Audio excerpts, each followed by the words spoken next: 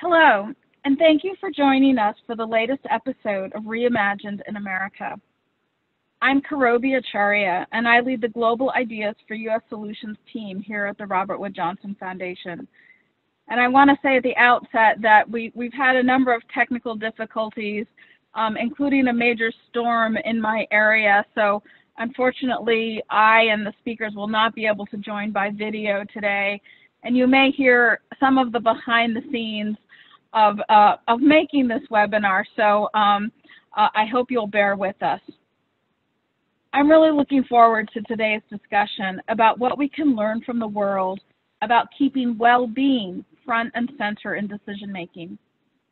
But before we start that discussion, I wanted to acknowledge what is happening in our country by reading a piece of our public statement and having a brief moment of silence. So I'll read the public statement, just a couple sentences of it, and then we'll have a moment of silence. The Robert Wood Johnson Foundation stands in solidarity with those speaking out against anti-Black racial violence and seeking racial justice in America.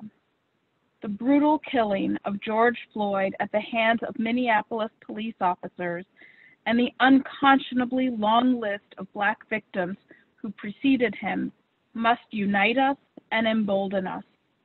We echo the voices of outrage and the demands for change.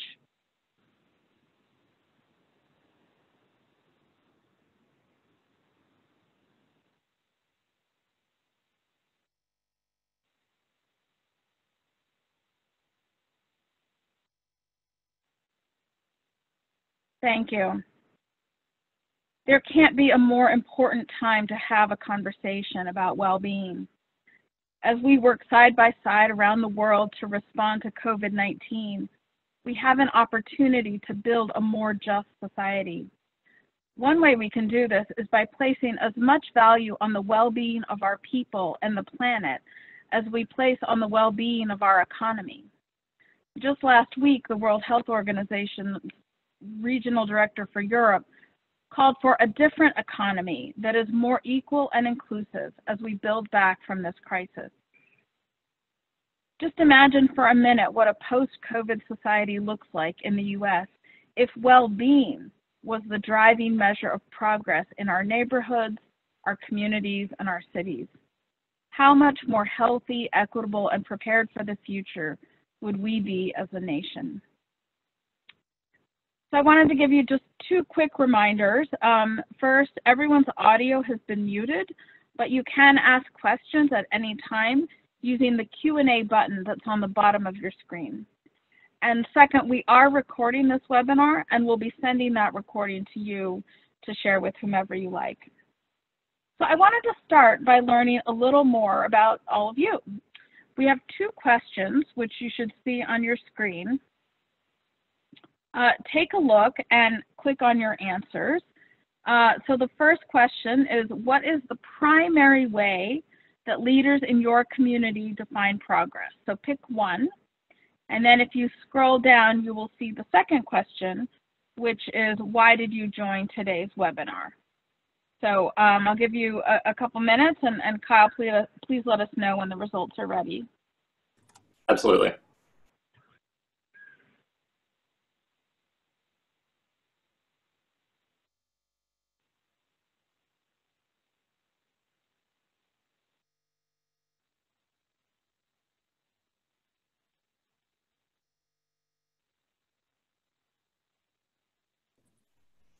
We're at about 50% respondents right now.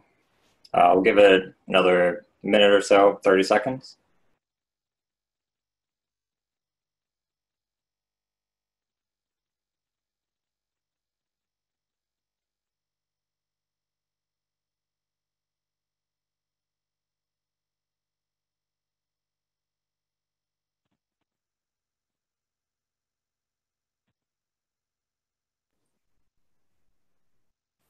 We're at about 70%, so let's give it 10 more seconds.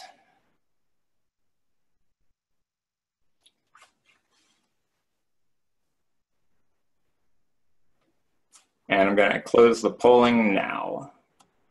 So let's see the results. Great. All right, so what's the primary way? 66% of you said that leaders define progress by economic growth, 13% by health outcomes. Only one of you said environmental protection, and only one of you said happiness. I guess I should be encouraged that at least there's one person. Nobody said food security. That's kind of interesting. And then why did you join today's webinar? This is great to know more about well-being approaches and to look for other solutions that you can bring to your community. 50% and 61%. So great. Thank you so much for that. So I'd love to hear more about your experiences. Feel free to use the chat function to add in some of your thoughts. So I wanted to just take a minute and share how we are thinking about taking a well-being approach and what that means for us. When we talk about well-being, we're talking about people's physical and mental health, but we're also talking about their social and emotional health, things like hope, life satisfaction, having a sense of purpose in life. And of course, that means having our basic needs met, like food, housing, and shelter, education, income, things like that. But it also means things that give us joy and fulfillment, like a good job, volunteering, playing with our kids. And it's important to note that well-being does not just happen on an individual level, it also happens at a community level. How communities cultivate a sense of belonging and inclusion. It's all these ingredients that make us and our communities thrive. And as we all know, our individual and community health is tightly linked with the health of our environment and our planet. In essence, well-being is a holistic concept of how society is doing. It's the stories we tell ourselves as a society about what progress is. It's the kind of economy that we create. It's the connections among us. These are all elements of well-being. For the Robert Wood Johnson Foundation, the idea of well-being is integral to our pursuit of a culture of health, one where everyone has a fair and just opportunity to reach their best health. It's a culture where good health is much more than the absence of disease, and it's a culture that values and advances comprehensive well-being. So what does it mean to take a well-being approach? What does that phrase mean? We often see progress reported through a GDP or economics lens, as you all mentioned, with headlines about the stock market. But of course, the stock market doesn't include things like volunteering or playing with our kids. What helps our society advance is more expansive definitions that encompass these other aspects of mental health, natural resources, social cohesion, and so much more. And that's the conundrum we're facing. When we think in purely economic terms about progress and what matters, we choose very different markers than when we think about what really matters to us.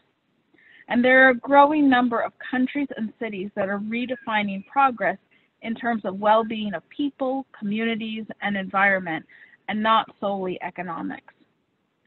At RWJF, we've been closely tracking these developments around the world, eager to see what happens when we start defining progress in broader terms that encompass well-being. How do policies and budgets change? What shifts do we see in cultural identity and pride? How do we even begin to measure well-being? And we've just published a book that's full of original research and case studies from around the world that gives you a taste of what's out there. This book's available for free by visiting the website on the screen. So today we'll explore the policy and governance changes that are striving to shift to a well-being framework, with examples from around the world, plus one from right here in the US in Santa Monica. And so with that, let me introduce our two fantastic speakers. Catherine Trebek is the advocacy and influencing lead for the Wellbeing Economy Alliance. This is a leading global coalition of groups and individuals working to prioritize human and ecological well-being. Lisa Parson is the project manager for the City of Santa Monica's Wellbeing project, which you'll hear more about in a minute. And I also wanted to mention that Santa Monica was an RWJS Culture of Health Prize winner in 2016. And I'm especially excited to welcome Lisa. So I wanted to kick things off by asking Catherine and Lisa a couple of questions, and then I'll turn it over to you, our audience, to also ask some questions. So for both of you, tell me a little bit about what you're doing and what sparked these efforts, and what was the impetus, and also a little bit about what has changed as a result. Maybe Catherine, would you like to start? Sure, happy to. Hi, everyone. And Kirby, thank you so much for inviting me to be part of this conversation, and really thrilled to be joining Lisa. It's a lot of work I've admired for a long time in Santa Monica, so really quite excited to be on a panel with Lisa today. Sorry I can't see you because of the technical problems. But in order to answer your question, Kirby, I've got a background in, I guess, international development and social justice for a long time, worked for a big international aid and development organization, but also worked around poverty and social inequalities here in the UK where I'm based. And it's very hard to keep doing that work and not recognize that so many of the challenges around improving people's lives, people feeling the sense of purpose that you were talking about earlier, addressing inequalities, attending to the environmental challenges, will not be able to be addressed if we don't look at how the economic system is operating, and if we don't transform how the economy is purposed, who's winning and who's losing out of that economic system, and how it's putting pressure on our planet. And so from that work, I joined and started with a few colleagues a couple of years ago, the Wellbeing Economy Alliance, and our job is really to connect and to amplify all the amazing work that is happening around the world, from change makers in their communities, in the corridors of power, in academia, all that work that's going on to say we need to do our economy in different ways. And what's really quite incredible is looking at it, it's very, very clear that this agenda is rising up. People are starting to see that we can't keep tinkering around the edges anymore. It's really time for system change. We're seeing, for example, conversations in the European Union about the economy of well-being that came out of the Finnish presidency last year. Of course, the OECD have been working on this for a long time. We're seeing governments such as New Zealand, as you've already mentioned, really start to prioritise collective well-being and position the way the economy operates as a means to that end rather than the other way around. And I think that's a really important repurposing, saying the economy needs to serve people and planet rather than the other way around. And where I'm based here in Scotland in the UK, we're seeing a lot of work that we can perhaps talk about in a bit more detail later, but I'll stop for a moment to hear from Lisa. Thanks, Catherine, and really admire what you guys are doing as well. You know, the work in Santa Monica started, and it's important to note, out of really bad times. I think a lot of times people think about well-being as something that you get to when everything else is good, right? It's like, all right, well, we have the foundational things around the money and this and that, so what else could we do?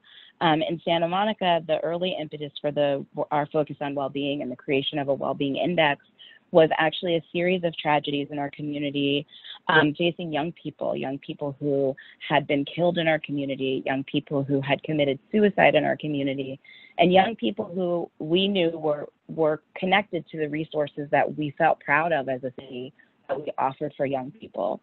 And so when those events happened, there was a collective cry from the community and from city staff to really think about, what are we missing? How could we be this city who's in good times blessed with extraordinary levels of resources that still is missing what these youth are needing, missing the triggers to what's causing this? And that began the development of something called the Youth Wellbeing Report Card. And that was the city's first step at looking at data around students, not only from an academic level or not only from enrollment in programs level, but really these markers of social and emotional development and issues like chronic sadness and isolation and things like that. What we learned from that led to the creation of a really powerful collective impact group that continues on today, 10 years later, the Cradle to Career group in Santa Monica. And as we started using that information for youth, we really realized that you can't take one segment of the population and address this, right? Well-being is something that spans families, right? What's happening to youth is impacted by what's happening to their parents. What's happening to their parents is impacted by what's happening in the community. And so we knew that we needed to scale this up and make this a community-wide measure of well-being. And in doing so, we've really learned a lot about Santa Monicans and how Santa Monicans are doing. Some things, you know, that met our expectations. People think the city is pretty. People generally have a good outlook on things. But some things that were really surprising, we were less connected as a community than we thought, despite being only 93,000 people. There are definitely subgroups of our population who don't feel that they belong in Santa Monica. People of different identities and ethnicities, sexual identities as well. And what we really noticed when we looked at the Wellbeing Index at the community level was if you take a community and you average it all up, especially in a community like ours, it looks like everyone's doing pretty well. But once you start disaggregating data and looking at your community through different lenses, through looking at them by age, by ethnic group, by sexual orientation, by location in the city, you really start to realize that there are a number of equity gaps in the city, even a prosperous city like ours, that are really having a strong impact on people's ability to have a strong sense of well-being in our community. So that's really just an introduction of what was behind the creation of the Wellbeing Index, what we learned, and what we know we now need to focus on. Great. Thanks so much to both of you. You know, with COVID-19 and also the current Black Lives Matter protests, I think they've really shined a light on a couple of things. First, Lisa, as you just mentioned, the interconnectedness of our well-being, that if we're not well in one part of the population, we're not well in any of the population. And of course, they've also shined a light on the inequities that have existed for a very long time. I'm wondering, you know, from your perspective, have countries and cities and Santa Monica specifically, when you're taking a well-being approach, do you feel that that they are doing better with equity? Are they better positioned to build back better, so to speak? Catherine, what are you seeing kind of with a global perspective? One thing that's quite interesting, and we just published some research about this in Open Democracy just last week, is actually one of the patterns that's emerging is there seems to be something about female leadership of countries. The analysis that we did found that countries that have got women at the helm have had 6 times fewer deaths and are likely to perhaps improve and come out of in terms of the post-COVID economy more quickly. And there's patterns that emerge around that, around not being blasé about the impact of the coronavirus, and so taking the steps that were necessary fairly quickly on and not waiting and to see the death count mount up, but also coming from perhaps a tradition and perspective of thinking about the long term and putting the health and well-being of citizens ahead of the economic agenda. And perhaps also there's evidence that countries with women in the leadership positions are ones that are more likely to have been successful in tackling pollution, and we know that pollution seems to be correlated with high levels of COVID deaths. So there's something interesting there about that perspective. I mean, it's very early days in that research, but have a look at some of the statistics that we've run, and there was this article, as I said, on Open Democracy. But I do think the issue of not flinching in terms of taking those decisions that are necessary to protect the health and well-being of communities, rather than waiting and being anxious about the economy, seems to have yielded some very different patterns in how countries are performing in terms of the COVID crisis. And it seems to be those countries that didn't wait to see more and more death counts, but were prepared to take the measures that were required.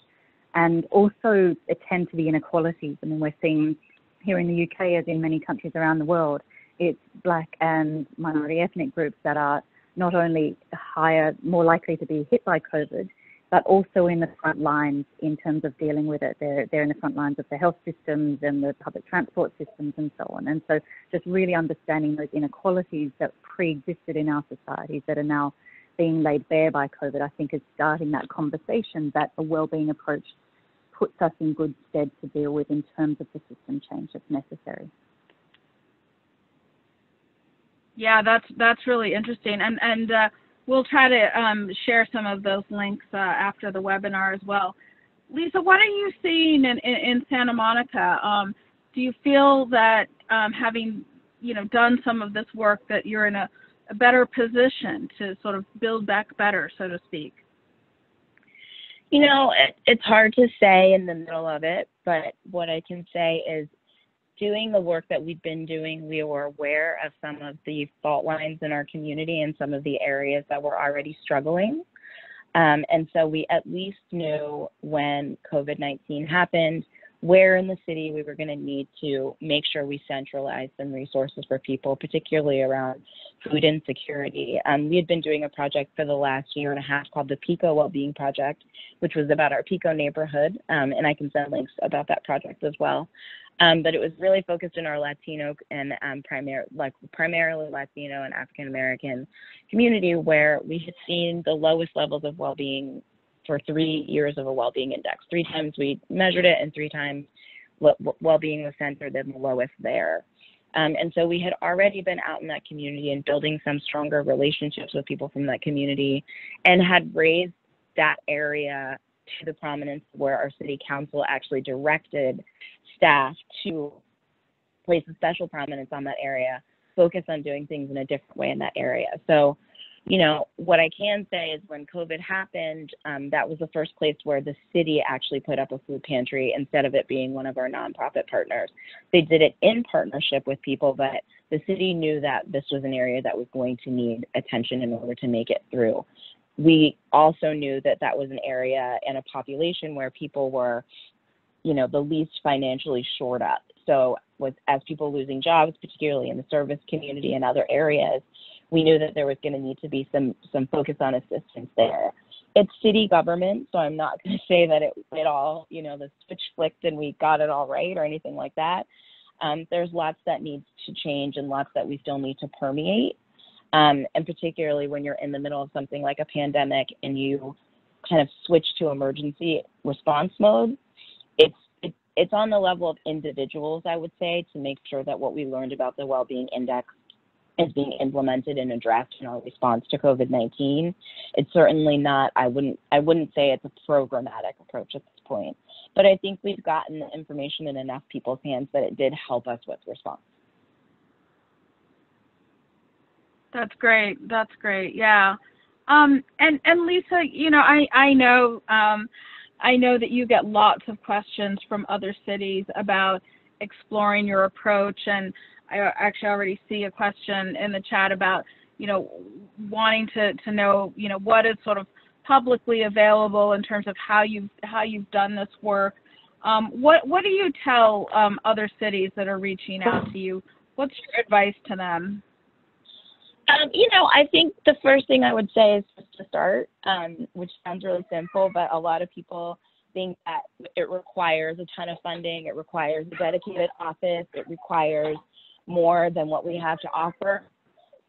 But really what you need is just to start. So all of our resources are open source. Our survey, our Wellbeing survey, is a terrific place to start, and that's completely open source. We've published a fielding guide to go with that survey, so that people know how to handle the methodology of asking those questions, what to look at when you're analyzing it, and things like that.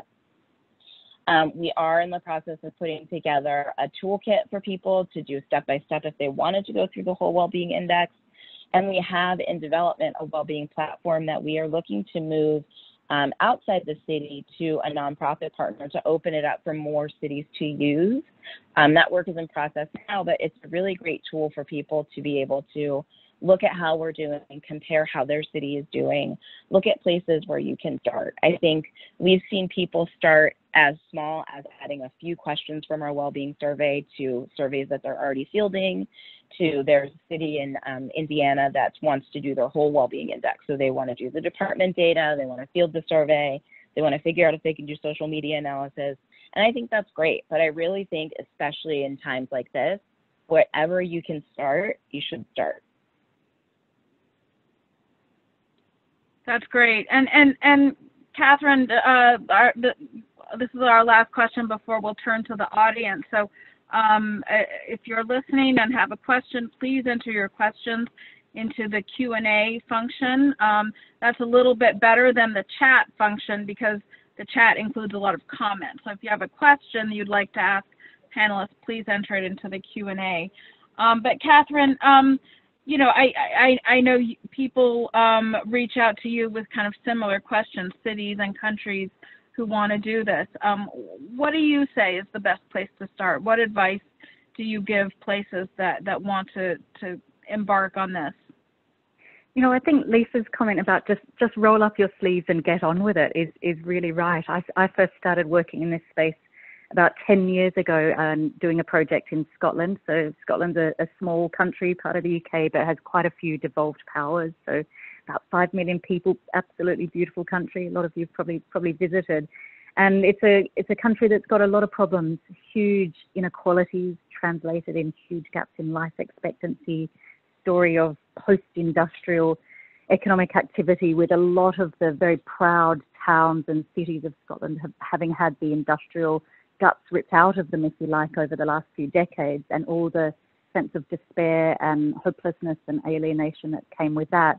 And so this project that we began with very, very tiny budget was really about saying Scotland had for too long focused on a very narrow type of progress that was bound up with gross domestic product, just increasing GDP, and it had paid too little attention to the health and the social assets, if you like, of communities. And so we wanted to shift that gaze. And just to reiterate Lisa's, it was far from a perfect project that we created. It was something called the Humankind Index. There's a sweet little video on YouTube if you want to hear some really brilliant Glaswegian accents speaking about it. But what that tiny project did, and I'll tell you what, there are lots of things I would do differently if I was to run it again, but what it did was really kick off a conversation that just seemed to embolden a lot of different actors and different stakeholders in the Scottish conversation to really take a good hard look at the economic system and how Scotland was defining progress. That led to a review of, I guess, the governing document of the Scottish government, something called the National Performance Framework. And that reviewed document came out 2 years ago, so there's a second version. And at its very heart, it has goals like well-being and kindness and our values. And so it really has started a shift. And from that high-level goal, other different shifts have come in the policy-making system. So there's a really lovely program of work supporting cooperative enterprises and social enterprises that use commercial activity to deliver social and environmental goals. There's really great work around community empowerment, participatory budgeting, gender equality, living wages. And a lot of that is enabled when you shift the very purpose of what the economy is about, and policy making shifts according to that different goals and those different priorities. But what I think was really important was the conversation and the deliberative nature of that, and just reaching out to a whole lot of different communities across Scotland and saying your voices really matter in this. It has to be the voices of those groups who almost by definition had been most marginalised by that economic system. We wanted their voices to be at the forefront of that. And that now has led to things like citizens' assemblies becoming an almost default way of doing things in Scotland. And so these efforts take a long time, but if you just, as Lisa said, if you just start, then things can happen.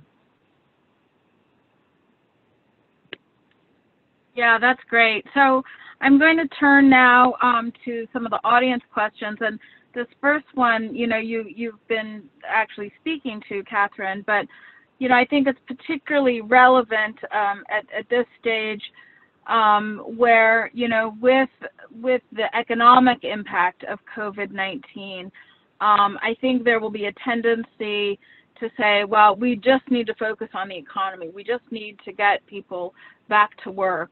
And so this question is, what strategies have been fruitful for engaging political leaders at all levels in helping shift beyond prioritizing economy and jobs over other priorities? And Lisa, I don't know if you want to maybe start with that, but I think particularly in this environment where, you know, we are facing a recession, you know, what opportunities do you see to keep the eye and focus on well-being?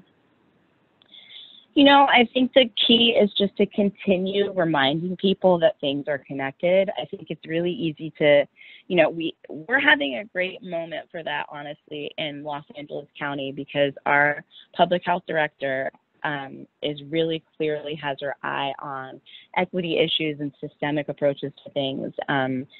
The county and the city of Santa Monica both have gone through a year-long training with the Government Alliance on Race and Equity, and I think that's really helped to keep the messaging around social determinants of health, keep the messaging around interconnectedness and well-being.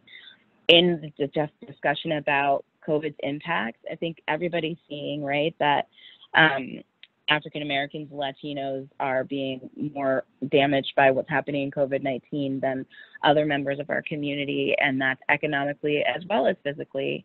And so I think as long as we continue to make the connections and conversation, that's really the best way to keep that moving forward. And I think in times like this, what the challenge is that when the pain is really acute, right, everybody wants to go straight to the one thing that's really acute. But I think we have to just keep reinforcing that pain is a symptom of something bigger, and that something bigger is about well-being. Yeah, so well said, Lisa. Catherine, what would you add to that about engaging political leaders? Well, I think there's a cautionary tale that came out in 2008 after the global financial crisis then, and there was some research done led by the OECD and people like Joseph Stiglitz, who looked at the fact that after the global financial crisis, governments around the world really focused on increasing GDP. It was all about quick, get GDP going again as fast as possible. And that led to all sorts of compromises made in terms of labor rights, in terms of austerity that cut those public services that are so important for so many families around the world. And it led to a lot of financial insecurity and precariousness. So that focus that came after the 2008 financial crisis on getting GDP going again, in a way has just created more and more problems and challenges in our communities that are counter to what we really need for collective well-being. So there's a cautionary tale of what not to do after the COVID crisis and the financial upheaval that's going to lead to. And I think the other lesson is what we're seeing right now as we're in the midst of the crisis, and is that what is keeping our communities going is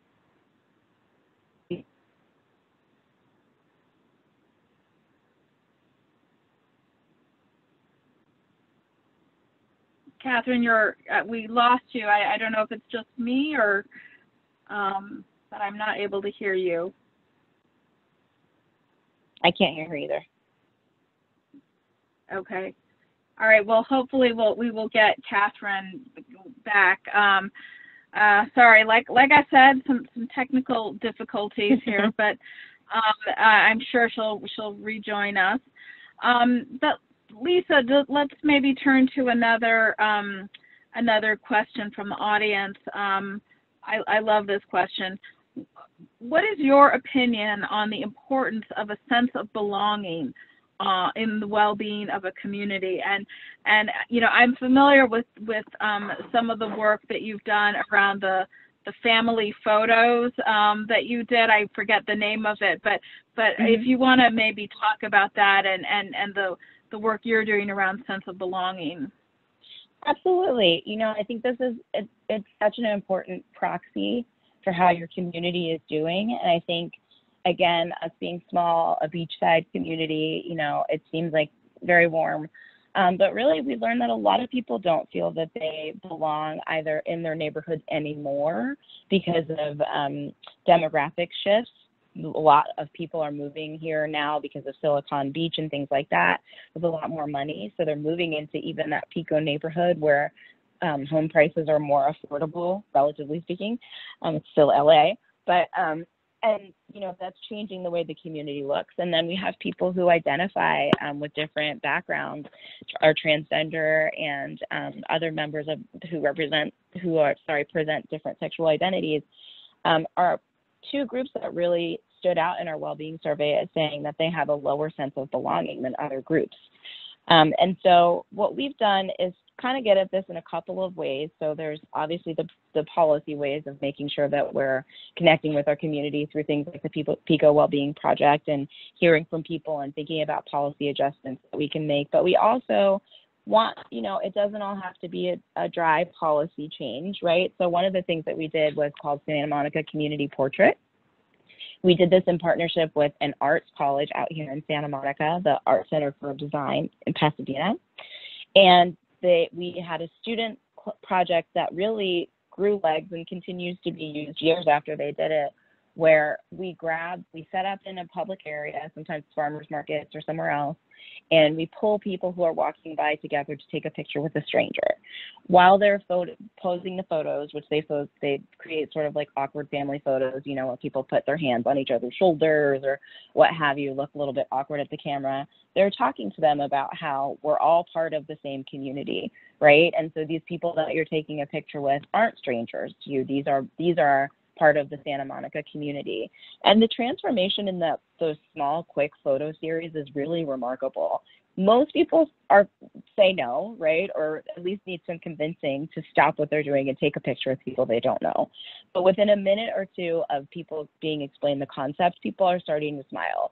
And by the end of it, we've seen people exchanging phone numbers. We've seen people being like, let's meet back here at the farmer's market next week and like walk through it together on purpose.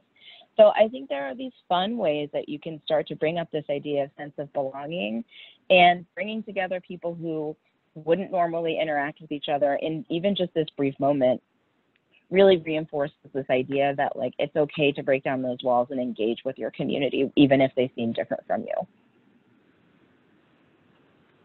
That's great. I love that. I love that. So, and I think, Catherine, we have you back. Is that right?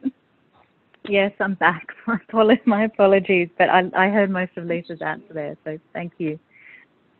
That's wonderful. Well, so let me give you another question from the audience, which is really about what is the best. Well, let me just read.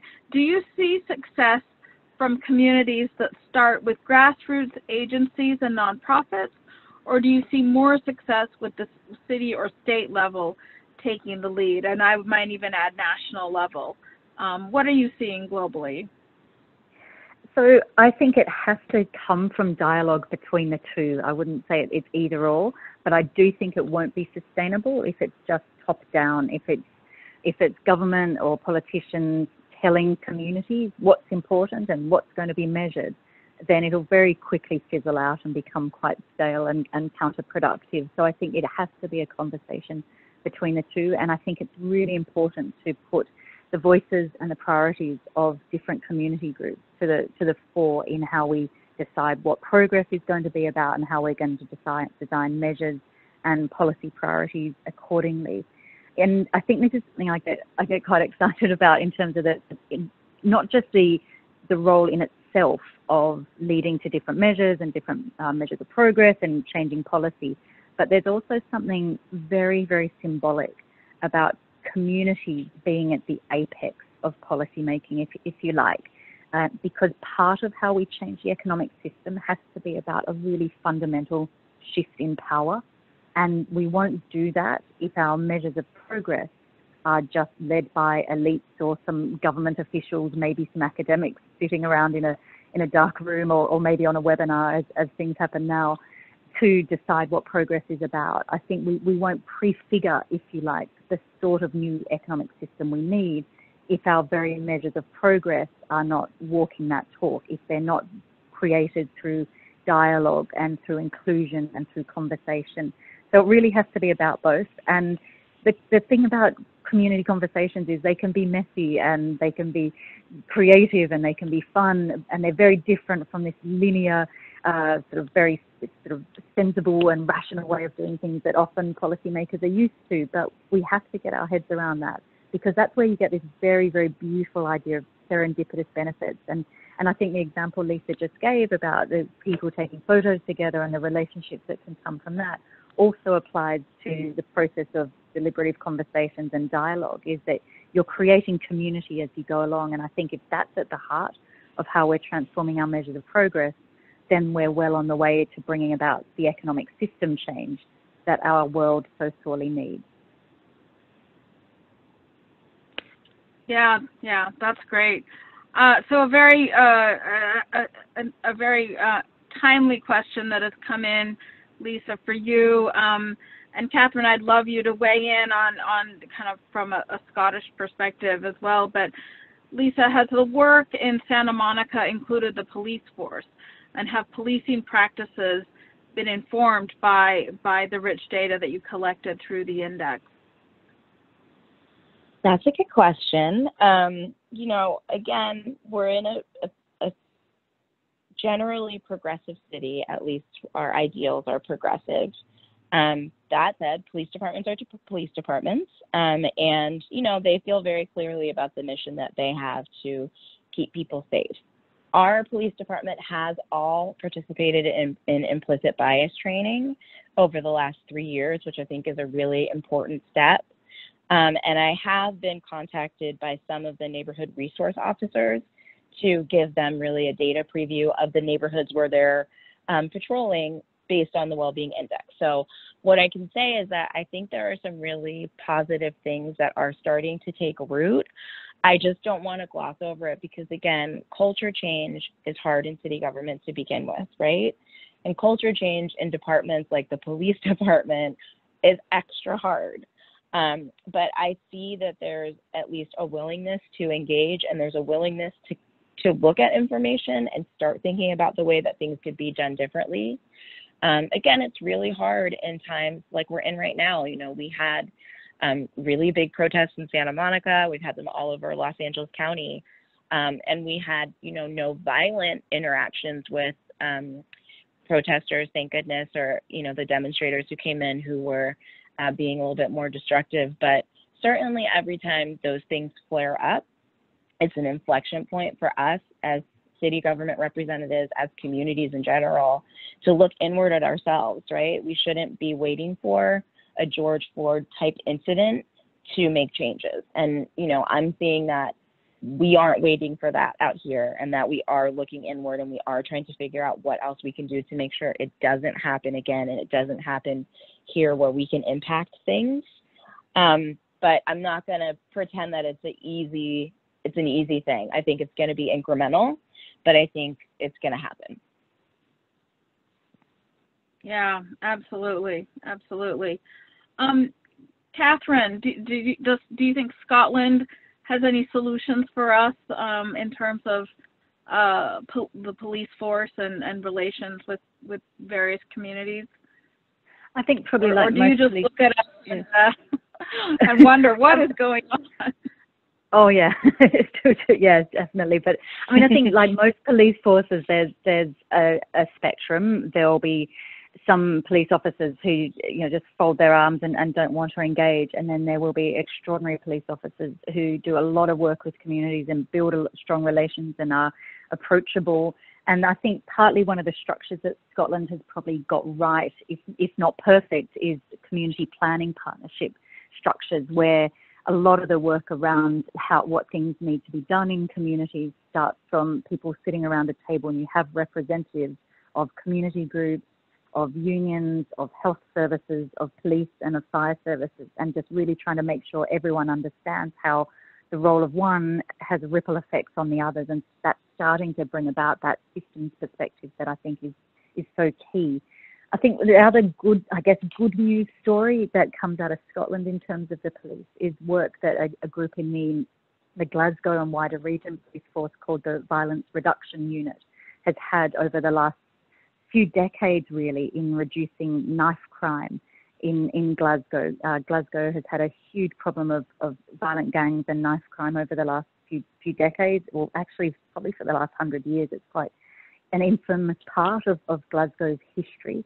And what the shift that happened is that the police at the head of this unit stopped treating violent crime as a criminal justice issue and started treating it as a health issue, and really understanding where young men who go into these gangs, their history, their fathers, their family stories, their grandfathers' stories, their employment prospects, really understanding what these young men needed in their lives and working with them to address these challenges from a health perspective rather than from a criminal justice perspective. And I think that shift in mindset was really key, and now Glasgow's seen as a good news story in bringing down knife crime. And I think there's been a lot of connections made with some American cities as well. But I can again share the link to the work of the Violence Reduction Unit in the links that we're going to share after this. But I mean, it's not to say that everything's great and rosy here.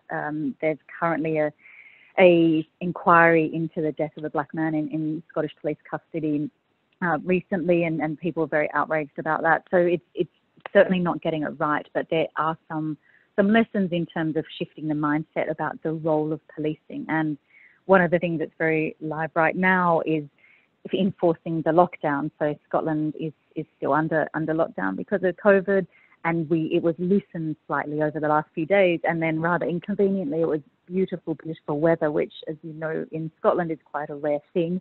And so it's hard to keep people in their houses when it's a rare bit of sunshine outside. And the head of the police was talking about this on the radio the weekend, just following the weekend. And he was talking about something that really struck me, the 3 E's. And it's first engage, then explain, then encourage. And only at the very end do you take the step of enforcing a rule like lockdown. And I think that approach of engage, explain, encourage as your first step is something we could easily apply across many other issues of social policy. I thought that was a really nice sequence and hierarchy and really holding back enforcement to the very last step, and only if it's really needed.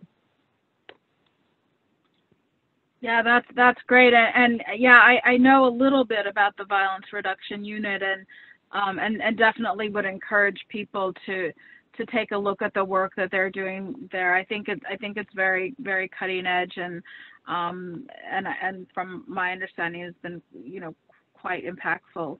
I wanted to turn to another question, which is really about data, and how does and Lisa, maybe if you want to address this first, how does a local community go about gathering the data that's needed both for systems level and community level change? Just going to jump in and say that this is going to have to be the last question. Oh, okay. All right. Okay. I think we have a great resource, and I hope everybody's also contributing to that resource right now, which is the U.S. Census. So even cities that don't have the ability to, dig into all of their city department data the way we did, or cities whose department data is not of high quality, which in many cases we weren't tracking the things that we needed to track to measure well-being. You always have the U.S. Census as a starting point. You could look at our well-being framework, think about community, place and planet, learning, health, economic opportunity, and outlook, and just sift through all the questions from the census that inform those aspects of life in the city or life in your communities.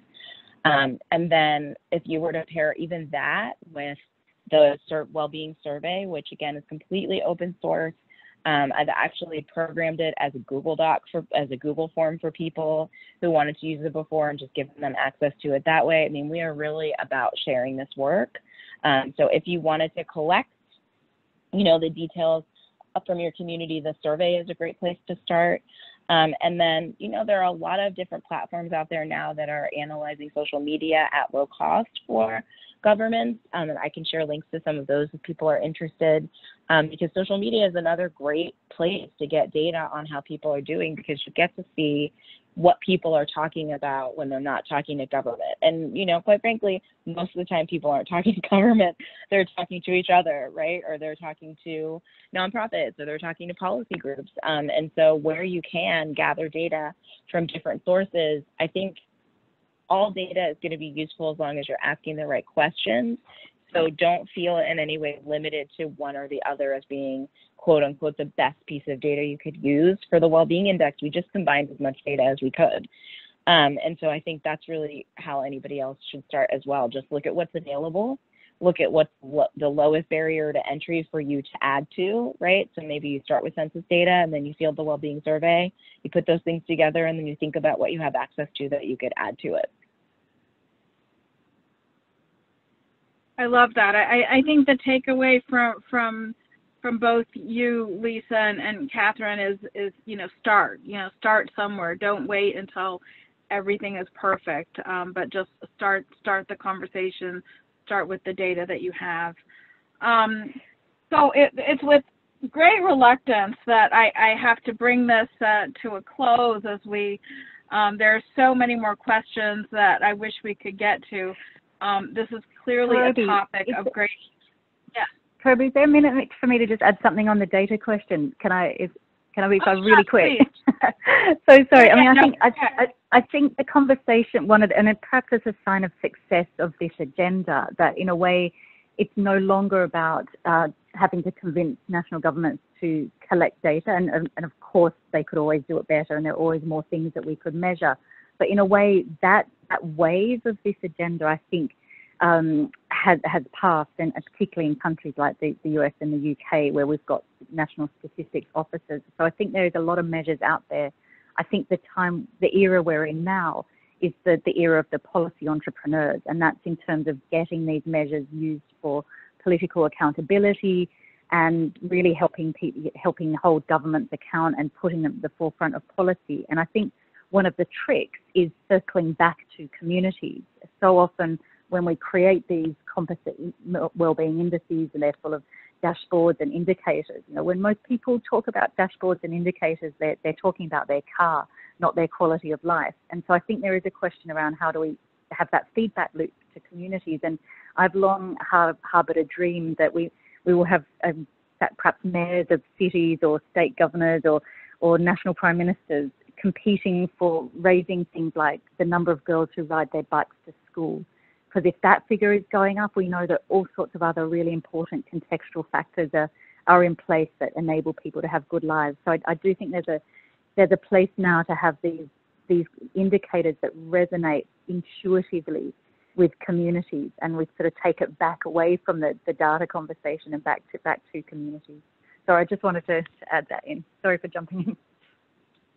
No, thank you. I think that's such an important point.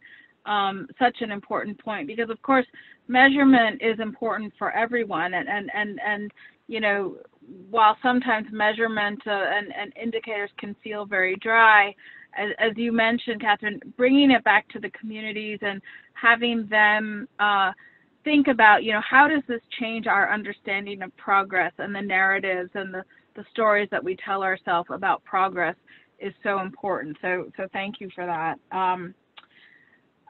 So thank you. I just, you know, this has been such a great conversation. And I want to thank everyone who joined us today, and thanks especially to you, Catherine, and to Lisa for your thoughtful and insightful comments. You've given us a lot to think about. You know, I'm always struck by what brings joy to people's lives and what makes them smile. And then when you think about the kinds of things that we consider as indicators of progress, and there is such a huge disconnect there. And as we've talked about, many places, including the US, hold on to a strongly GDP-focused definition of progress, and that influences our culture, our mindsets, and our narratives about what matters. And now we have an opportunity to tell a different story, to shift the narrative, to think about what we value, what we hold most dear, and what matters most, and to chart a new path forward. So please, let's continue this conversation. Look out for an email with a recording of today's discussion. We hope you'll share it far and wide.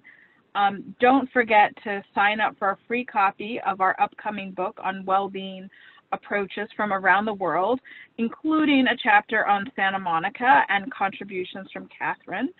You can visit the website to learn more. I also want to encourage you to sign up for funding alerts on our website.